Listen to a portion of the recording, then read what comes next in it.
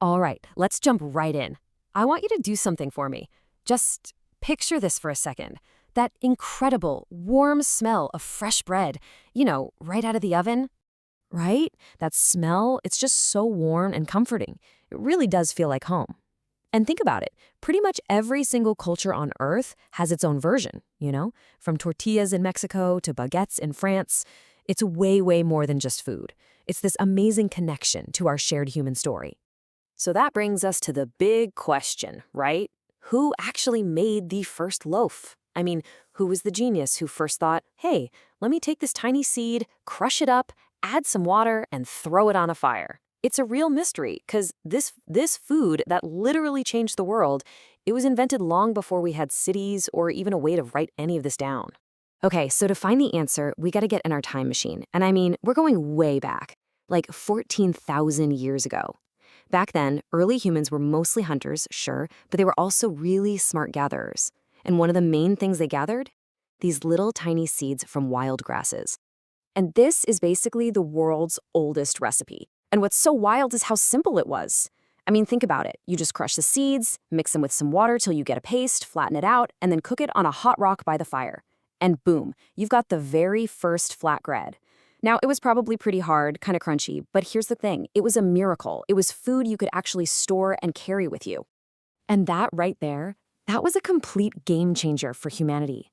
Suddenly, with a food source you could rely on and save, people didn't have to hunt every single day just to stay alive. They could actually settle down. I'm not kidding. This one simple invention, it changed everything. All right, let's fast forward a bit. We're jumping ahead to ancient Egypt. And these guys, they loved bread so much that other cultures actually called them bread eaters. But for centuries, their bread was still basically that same hard, flat cracker.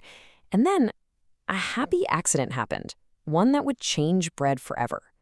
So the story goes, there was this Egyptian baker, right? And he's mixing up some dough, but he gets distracted and just forgets about it, leaves it sitting out in the hot sun. When he finally comes back to it, something kind of impossible has happened. The dough has, well, it's grown. It's all puffy and bubbly, almost like it's alive. Now, lucky for all of us, he didn't throw it away. He decided to bake it anyway. And that magic ingredient? It was yeast. These tiny, invisible, little living things that are floating all around us in the air.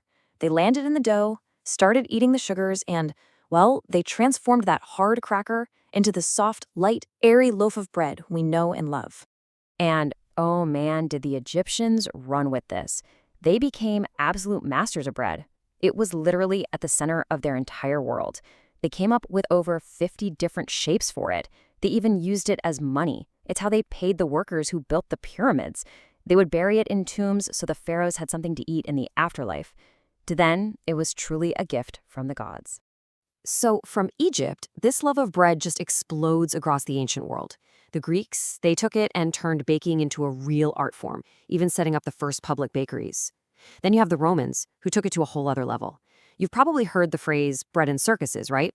Well, that was a real Roman government policy. Give out free grain and entertainment to keep everyone happy and, not rebelling. Bread became this powerful political tool. It wasn't just food anymore. It was the fuel that powered an entire empire. Okay, now we're heading into the Middle Ages. And at this point, bread is so much more than just the staff of life, the thing everyone ate every day.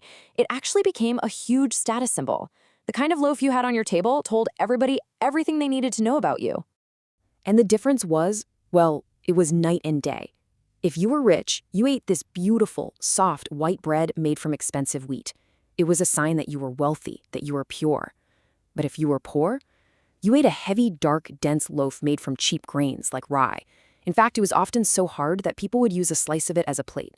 They called it a trencher. They put their food on it and only eat the bread itself after it had soaked up all the juices. Then came the age of exploration, and suddenly the whole world of bread just blew wide open. Explorers went to the Americas and found people had been making these amazing flatbreads from corn for centuries. Tortillas. They go to China and discover these fluffy steamed buns called manto. In India, they find incredible naan bread, baked by literally slapping the dough onto the inside wall of a super hot clay oven. The world of bread was just getting bigger and way more delicious.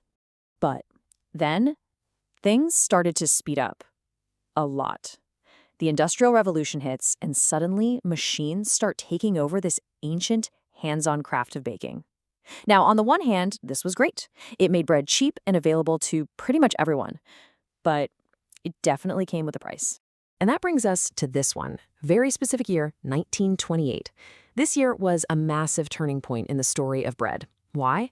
Because an inventor came up with a machine that could do something that sounds so simple to us now, but was mind-blowing back then. It could slice an entire loaf of bread perfectly, all at once. And people went nuts for it.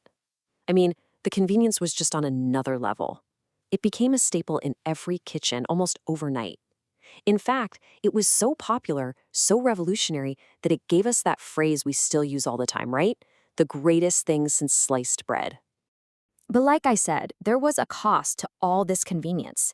To make all that cheap white flour, new super efficient mills were stripping away all the good stuff, the nutrients, the fiber. Then chemicals were added to the dough so the loaf would stay soft on a shelf for weeks, which is kind of weird when you think about it. And pretty soon, every loaf of bread looked and tasted exactly the same. It was bland, it was standardized. The unique character, the soul of the bread, was just gone. So, fast forward to the later part of the 20th century, and people really started to notice what was missing. There was this growing hunger, not just for food, but for something real, something authentic. People got sick of those spongy, tasteless, plastic-wrapped loaves. They started to crave real bread again. And that desire sparked a whole new revolution, the artisan bread movement.